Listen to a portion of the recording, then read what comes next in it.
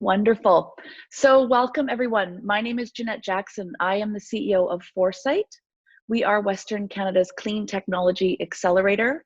We are very delighted to welcome you to the final day of the BC Europe Clean Tech Connect series in collaboration with New York Climate Week. It's been a very exciting week as we covered topics ranging from hydrogen to power management to circular economy. And this day is in particularly special in that we are coming together to discuss ways that we can collaborate. We have a pretty robust agenda. I don't know if you want to move to the next slide, but I'm definitely going to pass it over to our colleagues from the Dutch Consulate. It's been a pleasure working with the Dutch Consulate to prepare these events. And of course, now that we have the Ambassador Designate Inez Capulsa, I'd love to welcome her with some opening remarks. Thank you. Thank you very much, Jeanette, and good morning to everyone. Bonjour à tous. It's a great pleasure for me to join you all virtually today and to have the opportunity to engage with you on a subject that is so relevant, of course. This morning I raised the SDG flag in front of the residents, and that flag is now happily and colorfully waving in front of my window here, as a reminder to the neighborhood about the importance of the SDG, not to leave them out of sight. And of course, despite the fact that most of us are confined to our homes, that does not preclude us from being able to engage with one another, to identify tangible ways of advancing our economies in a green and sustainable way in the wake of COVID-19. It cannot be understated just how much potential exists within the field of clean tech when it comes to greening the global economic recovery. And of course, one of the pillars of the European Green Deal, which Christian Bergsmuller is going to talk about later on, is to stimulate innovation-based competitiveness and thereby accelerate the transition to clean technologies. It all starts though with an ambition, with a real strong ambition, and then you can follow with changing the rules and regulations. As you may know, green deals are one of the instruments that the Netherlands is using in order to support sustainable innovation, but also to stimulate local bottom-up initiatives. And in my previous capacity as Dutch ambassador to Sweden, my team and I had collaborated with our Swedish public and private sector partners on multiple occasions in much the same way as we're doing today. And on one occasion, I'd organized a workshop for the Swedish private sector, in which we had invited Dutch companies from the construction sector, not known as the most clean sector, just to explain how they had benefited in a commercial way from the Dutch Green Deal approach. And that was quite an eye-opener. But when it comes to climate objectives, 2020, of course, initially was expected to mark the beginning of a decade in which countries like Canada and the Netherlands would amplify our national climate ambitions even further. But with the outbreak of the COVID-19 pandemic, our attention, of course, has shifted towards other concerns. However, the Dutch King Willem-Alexander noted during his speech from the throne, which was earlier this month, that, and I quote, "concerns about overarching problems like climate change have become no less urgent in the current crisis." And as a result, he announced that the Netherlands will unveil its first policy document on climate change later this year. And several measures are planned for 2021 in regards to the transition to renewable energy sources.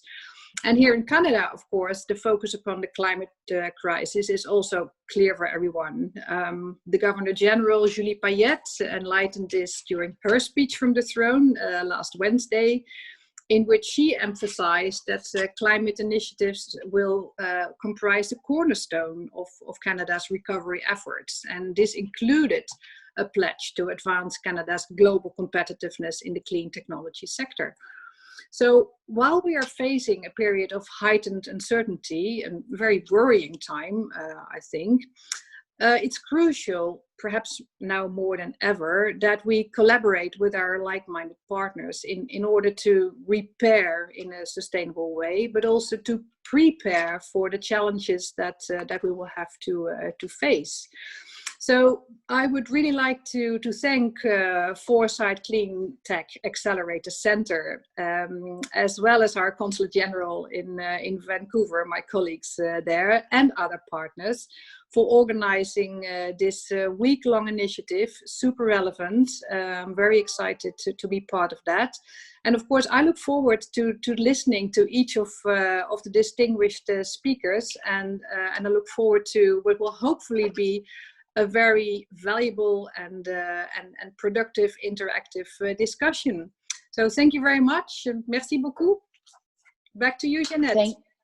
Thank you so much, Ines. I love your reference to repair and prepare. I think those are two proactive words that we could use a lot more of. We're going to move on now to, as Ines mentioned, our esteemed guests, and we're going to start with Canada's Ambassador for Climate Change, Ms. Patricia Fuller. Patricia Fuller was named Canada's Ambassador for Climate Change on June 5th, 2018, for a term of 3 years.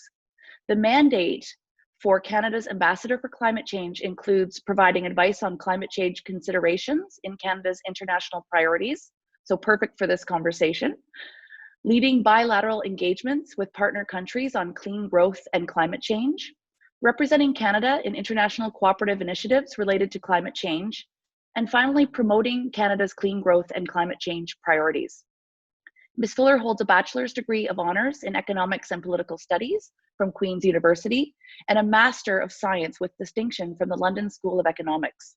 She served abroad as Ambassador of Canada to Uruguay from 2004 to 2007, and as Ambassador to Chile from 2012 to 2015. Previous international assignments also include Mexico and Guatemala. Ms. Fuller, now hopefully I can pass it over to you, Patricia, and we'd love to hear your perspective on the conversation today. Thank you very much, Jeanette. And thank you very much to the Dutch Consulate and the Dutch Embassy, and to Foresight Cleantech in BC for the invitation to participate in the discussion today, and congratulations on organizing what looks like it's been an amazing series of discussions this week, and I'm so pleased to participate in this finale. You know, part of my mandate, as you mentioned, is to promote clean technology, and that's been a bit harder with the inability to travel. So certainly I'm missing the contact with the many great clean tech companies that I've met with in BC. And the BC clean tech sector is certainly very impressive, many global leaders.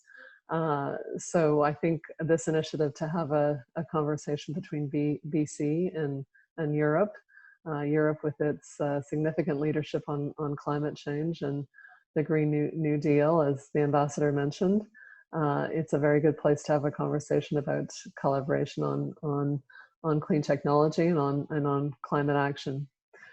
So I would very much agree with the ambassador's remarks around the place we find ourselves in now.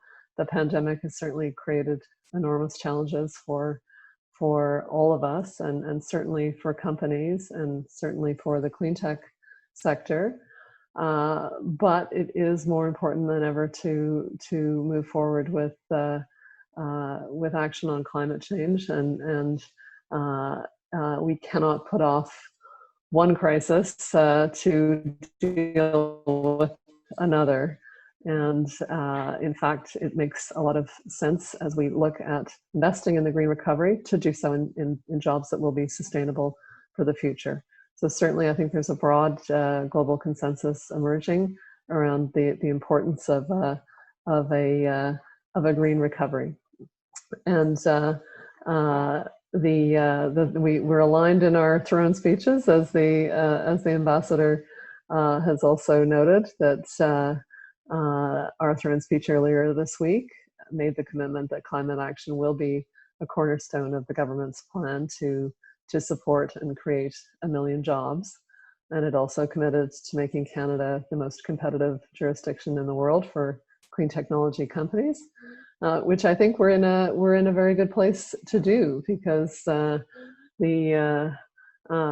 sector is very competitive.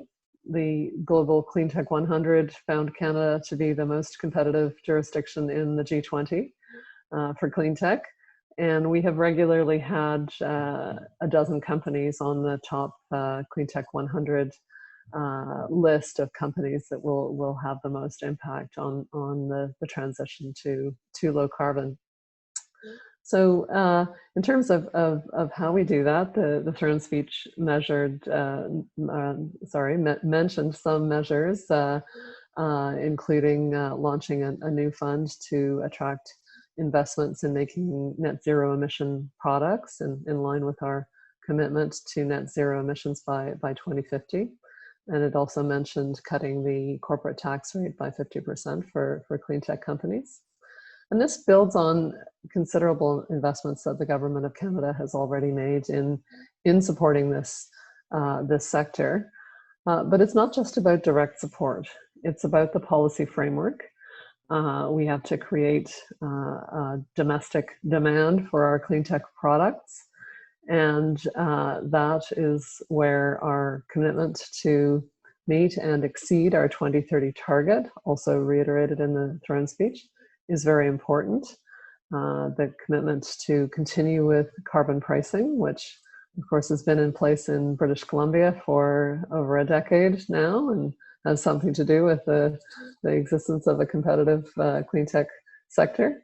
But also other measures beyond that, the clean fuel standard, for example, the investments in refueling infrastructure for zero emission vehicles to help that sector grow. And the speech also mentioned the importance of nature in meeting our climate commitments.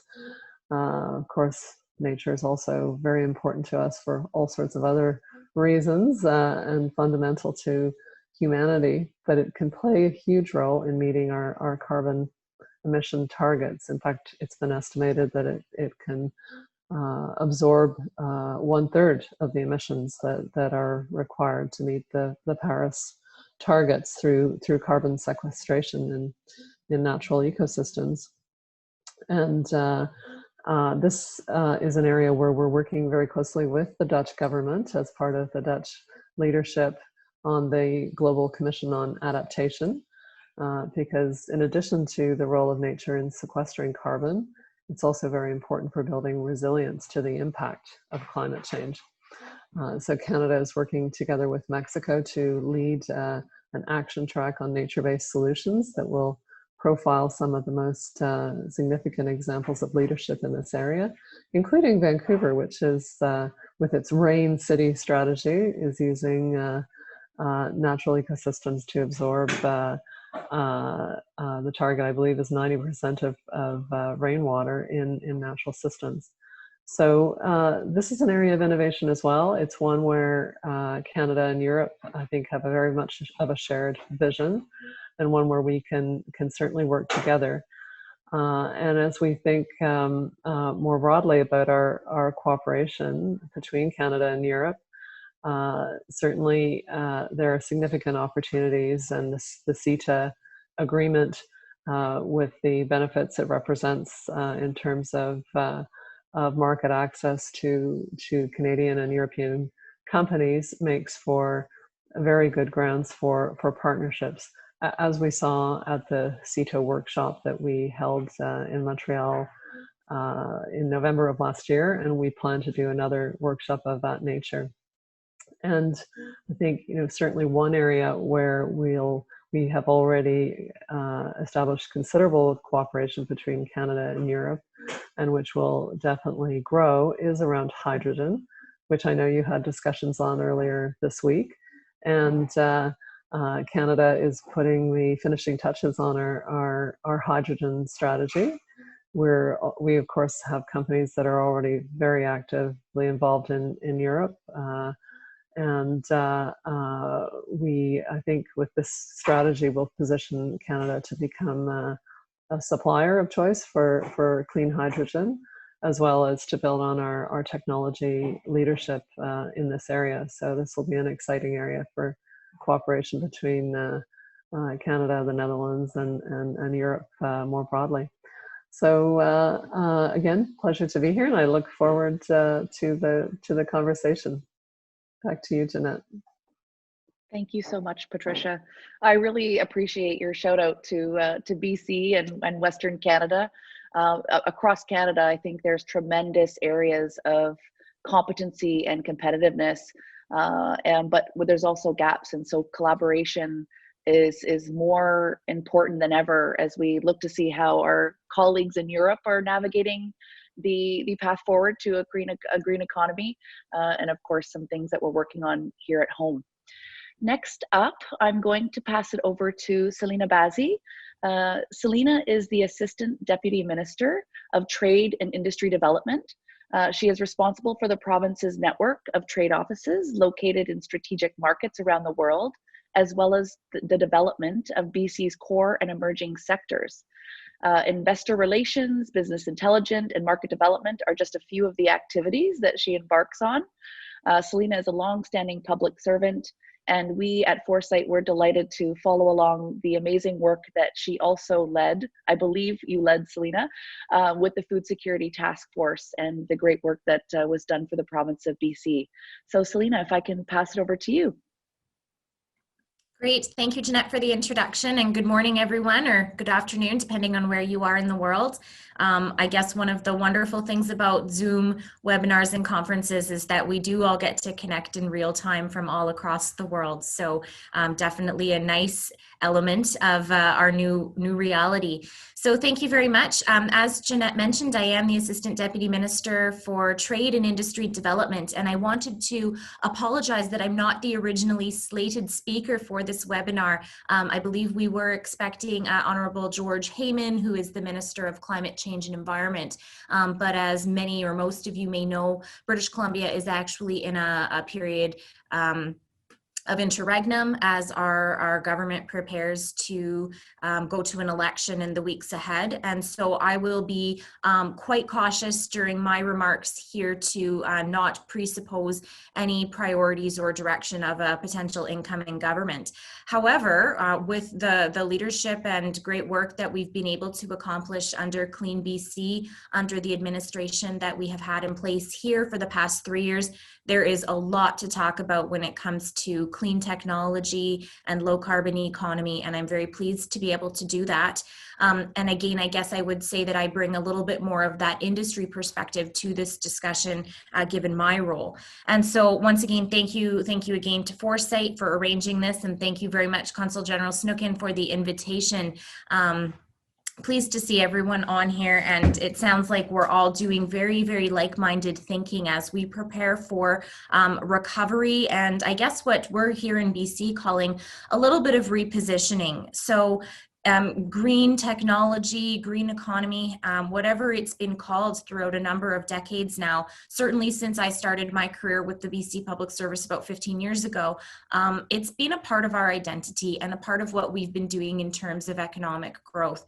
But I really echo Ambassador Fuller's comments that now as we look to reposition, this is a new opportunity to look at our green advantages in jurisdictions like Europe and like British Columbia. And we think here using that as a competitive edge as companies around the world in Europe, in particular, look at really making that sort of non-negotiable part of the business that they do. So I did want to make a few comments about some of the industry opportunities that we're seeing emerging there. And certainly I know I saw pop up on the Q&A a comment about on-farm biofertilizers and things of that nature. So I'll quickly touch on agriculture as an emerging green opportunity here in BC with an agri-tech focus from my ministry, absolutely.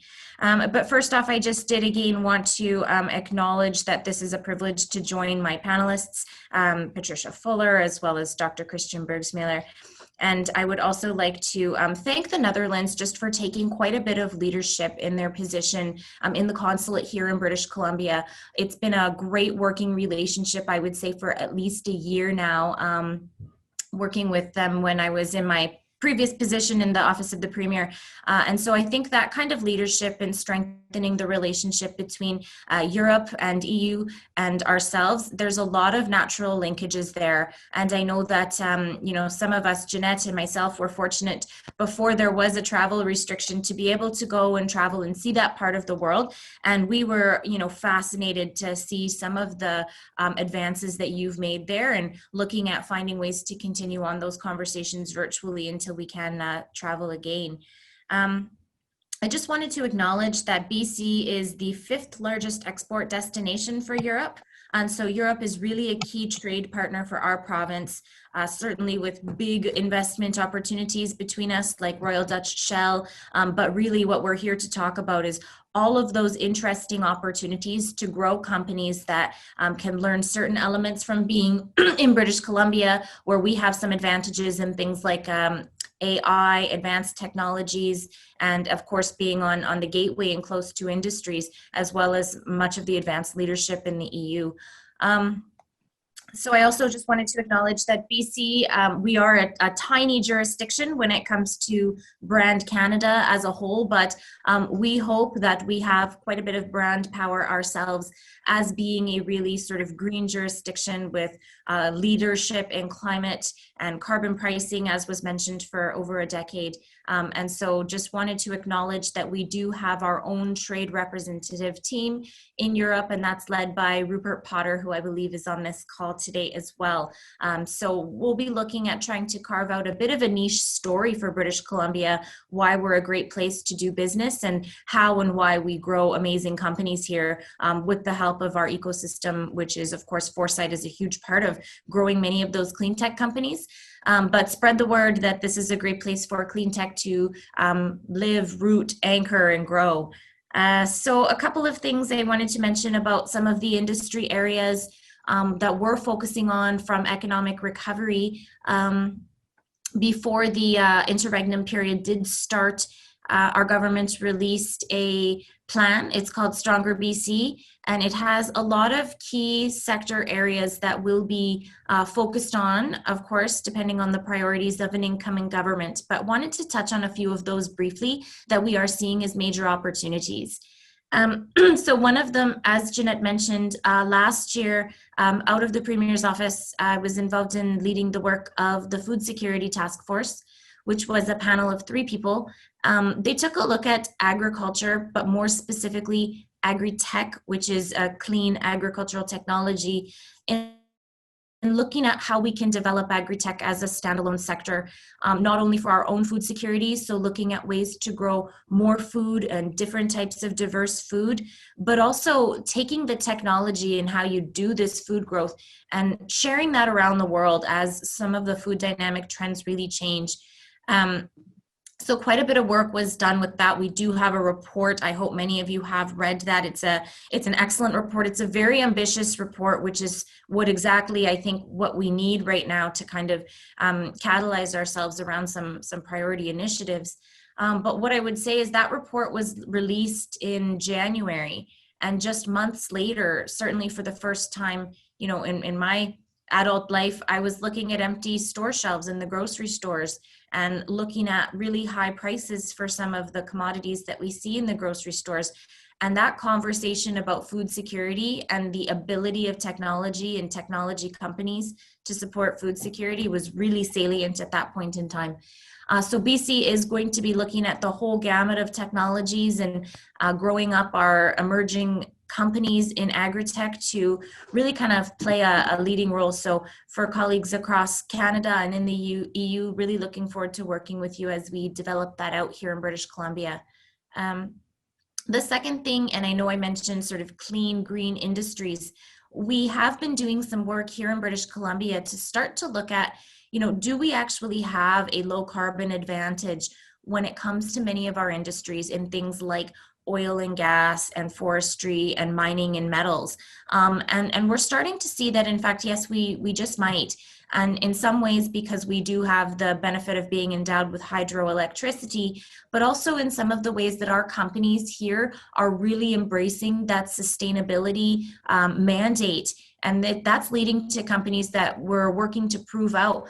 Some of our products actually have a lower emissions intensity during their production. And if that's something to work together on with colleagues in the EU, I think there's a really nice fit and linkage there with the new Green Deal and what we're sort of calling our low carbon industries. So I would really want to kind of wave the flag on that opportunity. As we look ahead out into the new normal as well, looking at really attracting those types of investments and those types of partnerships that get it. So like the Green Deal, understand that quality economic growth, green economic growth is a bit of a non-negotiable here in British Columbia. It's very much a part of our identity, and we feel it's something we can really be proud of, and that will attract the right kinds of companies to be wanting to grow here, anchor here, and hopefully those larger types of investments as well. So really continue to look forward to dialogue with colleagues on that matter. The third really interesting thing that I will mention, and I will do this, kind of in the spirit of what would have been Minister Heyman's opening remarks, but Ambassador Fuller touched on the importance of nature, and totally agree that here in British Columbia, we have a strong protected areas system.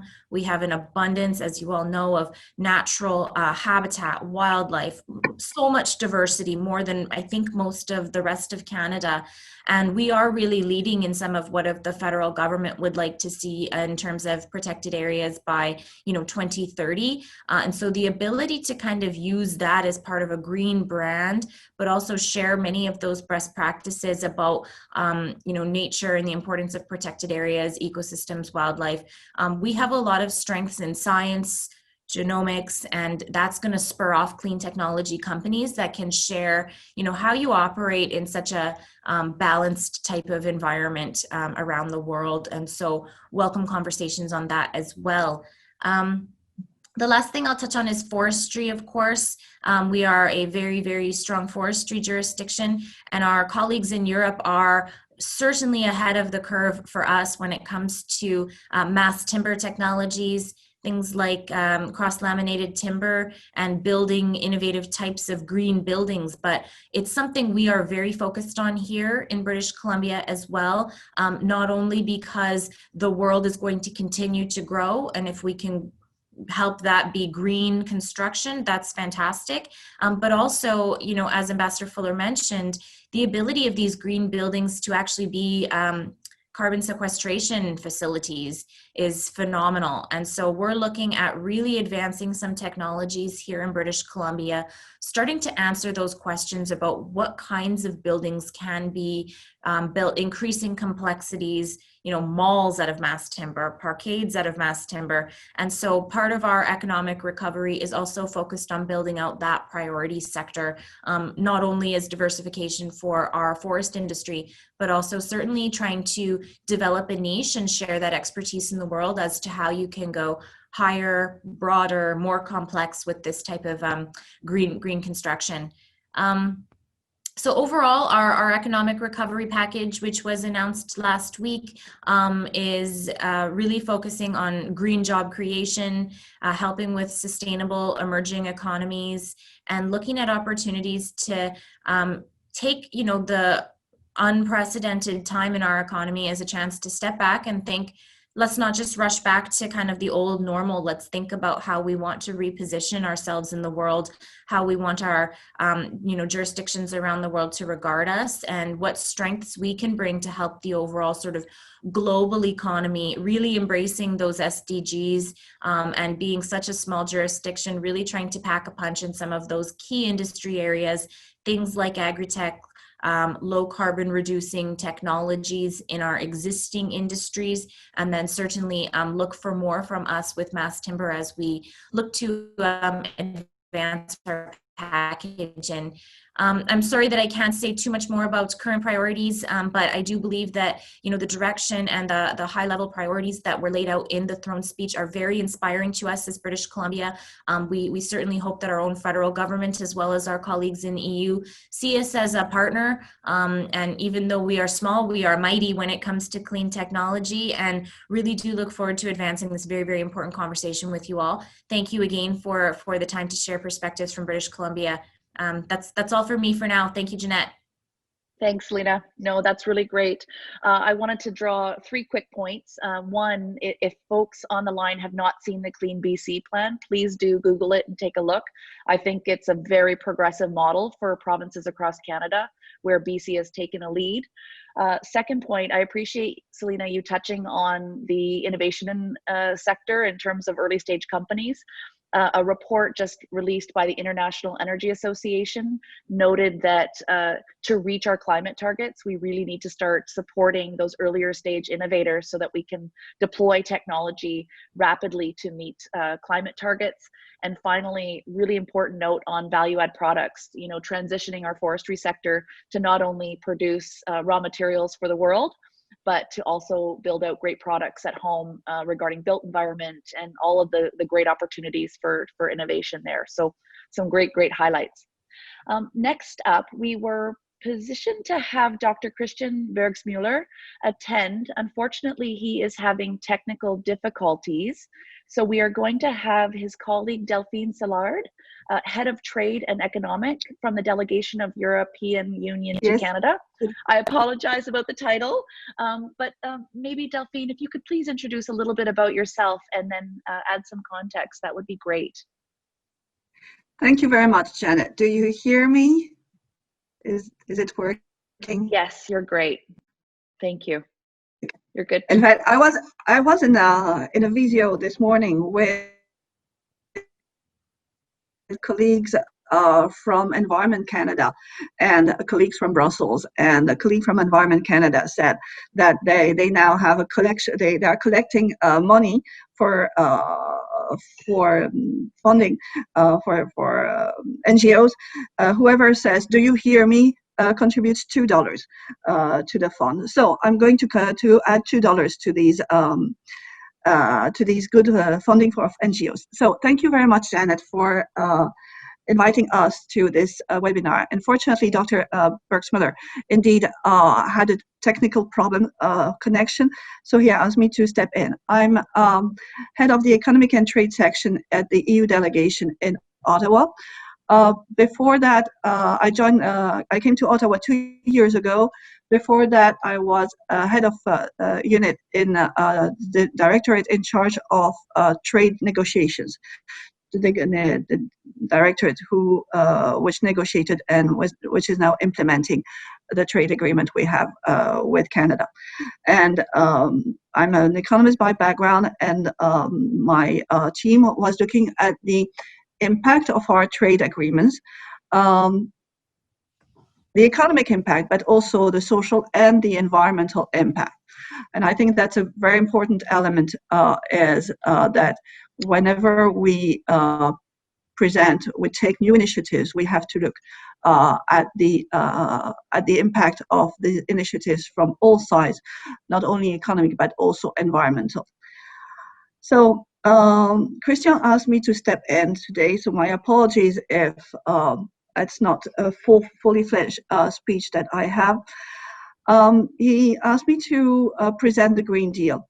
As you know, the Green Deal is European Union's new growth strategy. It is Europe's plan for modern, resource-efficient and competitive economy. An economy where environmental, economic and social sustainability go hand in hand. So the Green Deal is a framework.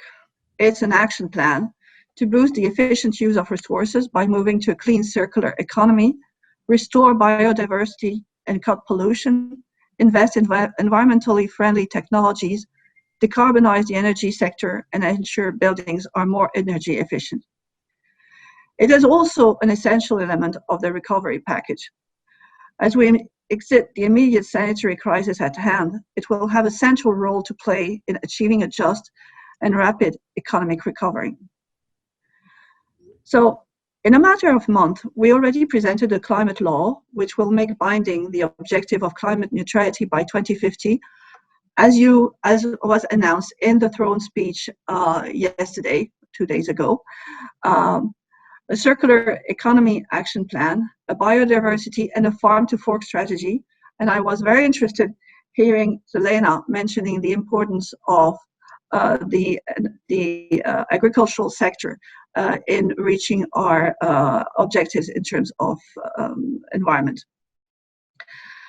And a proposal last week to reduce EU greenhouse gas emission by 55%, up from our 40% target currently, this by 2030. So I heard also in the Greens in the throne speech that Canada is going to increase its objective for 2030. We have increased them to a reduction of 55% emission by 2030. To become the first climate neutral bloc in the world by 2050, the EU needs a massive investment from both public and private sector. Unlocking investment in clean technology is a pivotal element in Europe's strategy to repair economic damage. And therefore, the EU will provide financial support and technical assistance to help those that are most affected by the transition towards the green economy. The Just Transition Mechanism will help mobilize at least 100 billion over the period 2021-27 in the most affected region. The pandemic outbreak has only reinforced EU's determination to move forward with this transformational approach. And beginning of July, the Commission launched the first call for proposal under the Innovation Fund to finance breakthrough technologies for renewable energy, energy-intensive industry, energy storage, carbon capture, use and storage. I was listening this morning to Ambassador Furler and Mrs. Bazi's comments, and I was fascinated by how much I could feel into them, the commonalities with the EU objectives. We, EU and Canada, share similar ambitious objectives of achieving net zero greenhouse gas emission by 2050, of doing the transition in a comprehensive and social-based manner. The EU and Canada have a long-standing fruitful history of cooperation on environment and climate change issues. We hold regular high-level dialogues on climate, energy, and environment. As I mentioned earlier, I was in call this morning with Environment Canada to discuss the next meeting of the high-level dialogue on climate that should take place soon this year. Beginning of March, we organized with NRCan a workshop on energy efficiency in buildings to facilitate exchange on renovation strategies, technology, and processes. Soon, we will start a low carbon and circular economy business action, which will aim to help EU and Canadian SMEs establish long-term business partnerships in the areas of low carbon and circular economy. We're also about to release a Cleantech market entry guide for Canada, which is intended to serve as a practical guide for European companies who want to access the Canadian market, considering Canada as part of their international growth strategy, and to help them explore the Canadian clean technology sector. In November, together with Environment and Climate Change Canada and Ecotech Quebec, we organized a workshop bringing together 60 clean tech entrepreneurs and industry associations, international business development experts, trade policy experts, and government representatives to highlight the opportunities for clean tech SMEs in their respective markets. In February last year, I was in Vancouver attending Globe 2020, making a couple of presentations on the Green Deal. And it was really, again, a fantastic opportunity for us to exchange with industry, enterprises, and BC official representatives on the commonalities and the common objectives and tools we have. My colleague Luigi has participated in a previous exchange in this forum, where I think it was discussed the possible outcome of this roundtable could be the organization of another clean tech workshop late 2020 or early 2021, again, COVID permitting, to discuss how we can exchange more and strengthen the economic exchange between EU companies and British Columbia companies in the clean tech landscape. So I'm looking forward to continuing this very fruitful cooperation. Thank you very much. Thank you, Delphine. Very much appreciated for you to jump in, and you highlighted a few great opportunities to connect BC and Western Canada to EU, and we've heard about a few of the events that have been hosted in Toronto and Montreal, and look forward to hosting some events here on the West Coast. So next up, and our last panelist will be Karen Hamburg. Very excited to have Karen on the line today, an industry representative that's hyper passionate about everything clean tech. Karen is the VP of Sustainability of Westport Fuels, as well as a member of the Industry Strategy Council of Canada. Perhaps, Karen, rather than read your full bio, I'd love to just pass it over to you and get your perspective on all of these conversations and how you think sort of BC and the EU can collaborate more as we all work on these green initiatives. Great, thank you. Thank you, Jeanette, for the invitation and the warm welcome. So I do want to share some of what I've been up to this summer with the Industry Strategy Council, commissioned or appointed by Minister Baines announced in May, and my council members and I were appointed in June. So I really want to share with you, though, the discussions that are happening specific to clean tech. I think it's really important to note that clean technology as a sector, and of course we can debate whether it's a sector or an enabler, has a seat at the table now, and that really shows the importance, the vision, the commitment of the Government of Canada to building out our clean technology sector and those companies. And so like you, I have been reading all of the really ambitious reports that have come out, or national plans around, Build Back Better Canada by Corporate Knights, the Task Force for a Resilient Recovery, and all of these, thought pieces on how we can leverage or at least build back better from this situation in which we find ourselves now as we try to restart, recover, and reimagine our economy. And so all of these reports then have done an excellent job to quantify the economic, the job creation, and the economic benefits of a green recovery. But I think where the opportunity now is for us as a sector, and certainly my work on the council and then on the Clean Tech Economic Strategy table, will be then to identify where is the opportunity for Canada's clean technology firms. Let's just not build, or realize our environmental objectives or some export objectives. Let's really build a sector that has a material and a commercial role in our economic recovery. Minister Wilkinson spoke to the council. He is one of the loudest, strongest voices for the Canadian clean technology sector, and he has said repeatedly, Made in Canada clean technology is critical to our net zero emissions objectives. And so when I spoke to my council members, there's 9 of us in total representing 9 different economic sectors. There was a lot of discussion around whether clean tech is, a sector on its own. It certainly is an industry of, with this very active ecosystem of companies and universities and clusters and incubators and accelerators and industry associations.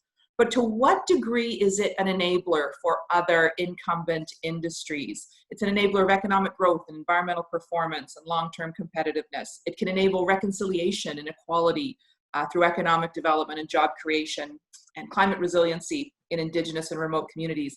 And it can also enable this new conversation that we need to have on energy and the environment, because there is so much common ground on our resources sector and the path forward that other panelists spoke to around the decarbonization of our resource sector, a more diverse commodity mix that includes renewable energy, product line diversification, and others. And so that is all well and good, and that is critical and important, but I kept raising that the sector does have some very unique interests. It has some unique needs, and it does require some strategies to grow and scale those companies. The clean tech sector is a mix of these very small startups with a little bit of seed money who perhaps have the next breakthrough technology to companies with, hundreds of millions of dollars in revenue and really are the global leaders. So there are some common themes around what the industry needs then, and we're working to accelerate and define and really shape what that could look like. And of course, that is around funding and scale up finance. There are multiple capital gaps along your transition from startup and a great idea through to full commercialization. We need market access and demand, strategic procurement, not just government and green procurement, but opportunities to incentivize industry as well. We need the stable policy and regulatory frameworks to make those investments, to have those long time horizons. There is a skills and talent piece that is critical to this. We need the talent that is able to license and commercialize and procure and finance and market and sell and defend this technology. It's a really unique skill set that is required in clean tech. And the last point that I'll leave you with, though, is that we need to have this discussion about the industry and clean tech on a time horizon outlook. So what do we have right now that can reduce emissions? I've seen a few people in the chat speak about renewable natural gas, its ability to decarbonize, on-site power gen, but also in my case where I work at Westport Fuel Systems, UPS right now has made the largest investment in renewable natural gas, hundreds of millions of gallons to decarbonize their Class 8 trucking operations. That is something that is available now to reduce emissions. What is on the plan for 2030? If we look longer out, in long haul trucking, the space that I am most familiar with, that will be an an electrification play, a hydrogen play, a more efficient diesel play, a renewable gas play. We're going to have a mix of fuels and technology. That's going to be the only way we can hit these targets. Then 2050, what do we need to make these bets on now? Jeanette spoke to the IEA report. It talked a lot about the need to compress these innovation timelines to be able to commercialize and scale these technologies to have a chance. So let's deploy what we've got now. Let's accelerate what's on tap for 2030 that we've already made key investments in, and let's make some big bets on what we can do in 2050. And I'll stop there. Thanks, Jeanette. Thank you so much, Karen. This is great. Some great feedback, not only from industry perspective, but obviously broad perspective from various government representatives, etc. I don't know if you want to jump to the next slide. Oh, it hasn't been updated, but that's okay. Before I ask a few questions, there are three topics in particular that I just wanted to highlight that have been that have come out of our previous conversations earlier this week. The first is policy. So as clean tech and innovation is now a global challenge as well as an opportunity, how can policy sort of be more standardized or streamlined across countries, not just regions within countries? And so that was one topic that came up, and we definitely won't tackle policy today. The second thing is industry innovation and the pace that we encourage and support industry to adopt. Obviously, certain industries are more progressive than others when it comes to adopting clean tech innovation and understanding how that can secure their competitiveness as an entity. And so I'd love to open up the discussion. We probably, again, won't get that today, but how can we, connect industry partners from all regions in Europe and Canada so that we're learning from each other and that industry can be a little bit more progressive and faster in adopting new technology. And the third thing, obviously very core to Foresight's heart, is how do we help scale the companies more quickly? And I thought it was really interesting in some of the earlier panels this week, one of the companies said, it would be really great if I could have a business operating pass, where we've already vetted in Canada the team to build a company here. Is there something we can do so that the company can go to Europe and operate more quickly, and vice versa? Are there European startups that can also benefit from entering the Canadian market? So lots of really interesting conversations there. With that said, I'm going to move on to a structured question that I have here for Patricia and Selena. And that question is, what effects do you see on economic growth and job creation coming from the clean tech sector? So we've got a few minutes, but love to hear your perspective. Shall I go first then, Jenna? Yeah, that'd be great. Thank you. Okay. Well, the way I think about this question is just, it's the where the puck is going to, right? So even if the sector I mean, it's not insignificant already in terms of employment. It's in terms of the figures I've seen, it probably surprises most people in terms of employment figures, but in the grander scheme of things, still small. Again, I appreciate Karen's comments about what do you define as the sector. In a way, we have to have clean tech in essentially all industries, and to some extent, all industries will be doing clean tech. But I think we need to think about this in terms of creating sustainable jobs for the future, and creating a competitive edge, which we already have in several areas, as we've discussed here. So, I think the potential for job growth is enormous, and we've all seen those curves about the growth in renewable energy globally, solar and so forth. That's the kind of growth curves that we are seeing in the shift to low carbon, and that we will continue to see. So we want to be on those fast-growing growth curves. I think, of course, we're now at a stage where all industries are suffering from the impacts of the pandemic. And, I think we do need to think about what are the sort of special situations of an industry or industries where so many companies are still potentially pre-revenue, or already with difficulties in terms of access to capital, and needing to travel to grow their international market, and that kind of thing. So certainly there's challenges there. We need to think about that in terms of that overall goal of making our sector even more competitive than it already is. Thank you, Patricia. Selena, do you have a few comments for BC in particular? I do, Jeanette, yes, and particularly because, as I mentioned, I was involved in the past number of months in the development of our economic recovery package, and trying to explain this was something that was really quite interesting as we, from an economic perspective, tried to explain and really marry the two concepts around job growth that is sort of rooted in the clean technology sector and in the green economy is economic recovery, because as you can imagine, lots of ideas around how do we quickly redeploy all of these people that have been impacted in areas in BC, for instance, tourism. Like, how does the clean tech sector growing benefit these people? And so really starting to think about, the outlook for if we can create companies that have the ability to even employ, let's say 35 people in an urban environment like Metro Vancouver or Kelowna or other parts of British Columbia that are often very reliant on tourism and services and hospitality.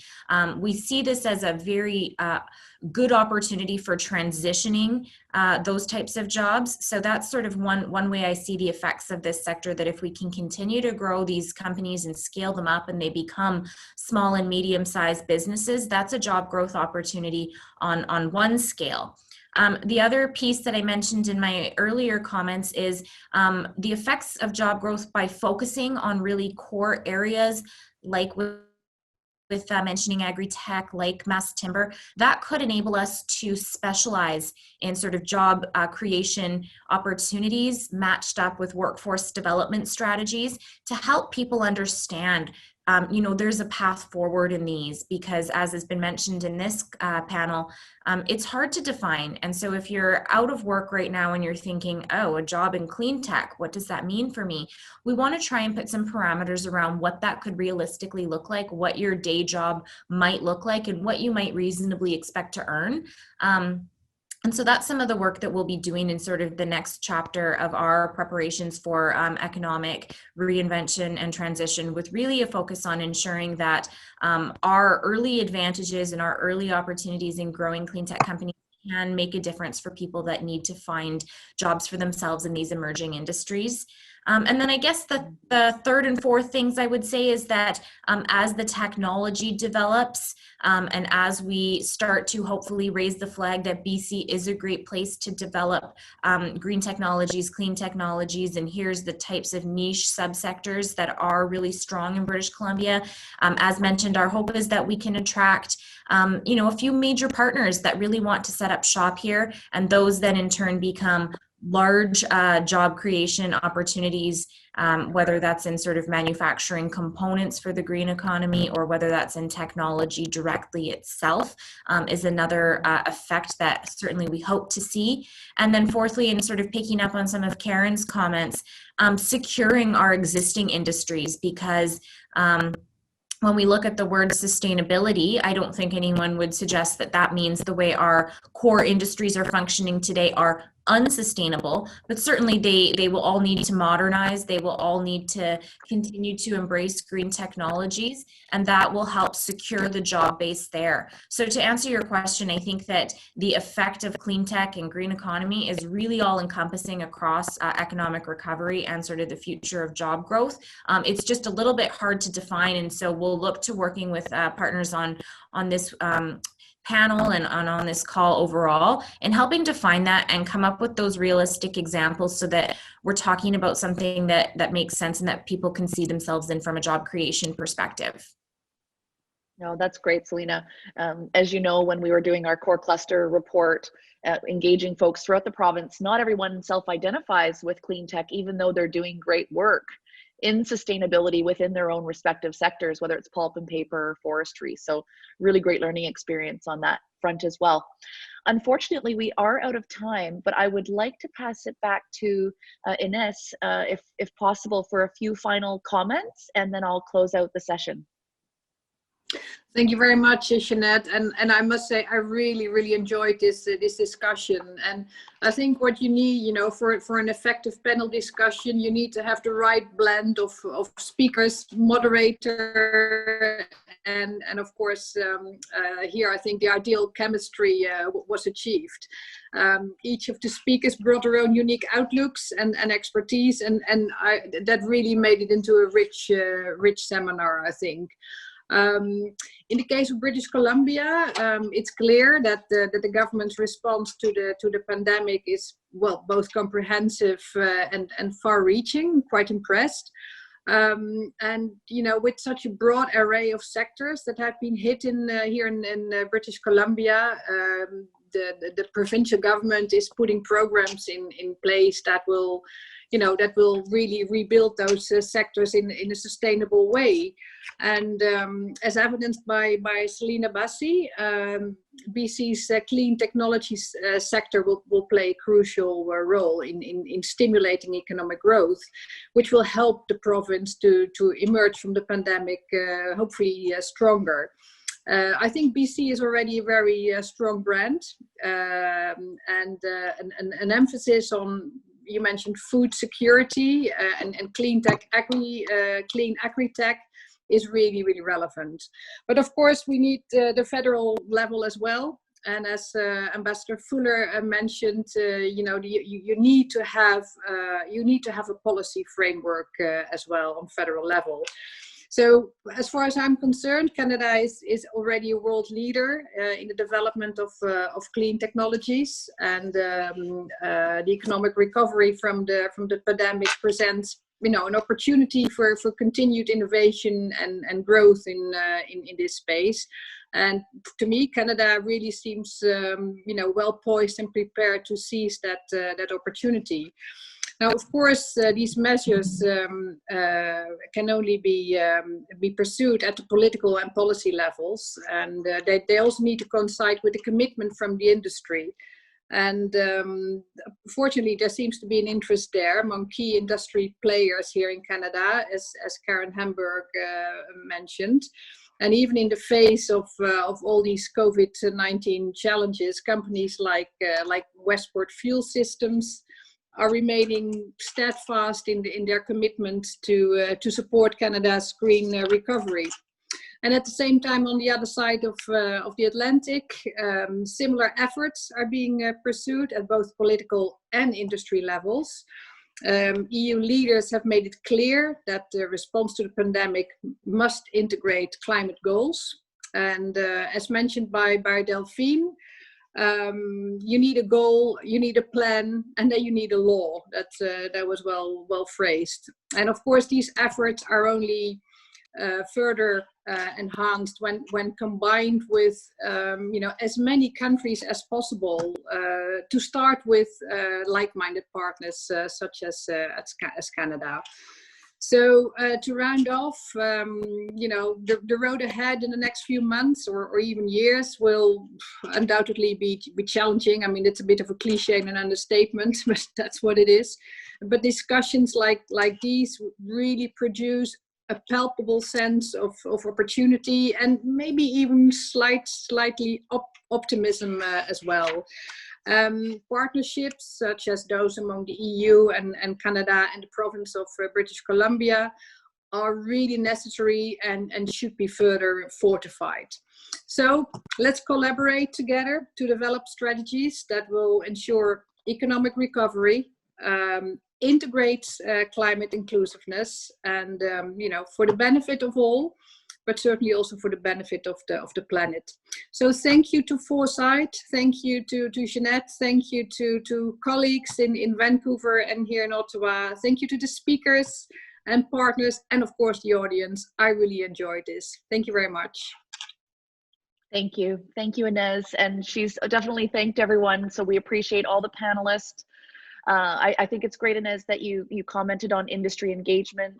It's definitely a key pillar of our activity through our SDG Connect series and other activities. If you would like to follow this webinar, you can actually see a copy of it online in the next couple of days. There's also all the other webinars that we hosted this week. Fundamentally, we believe that starting this conversation is the first step. So we look forward to finding mechanisms for us to regroup and carry these conversations forward. So on behalf of the Foresight team and Henken team at the Dutch Consulate, thank you and have a great rest of your Friday. Thanks, everyone. Bye.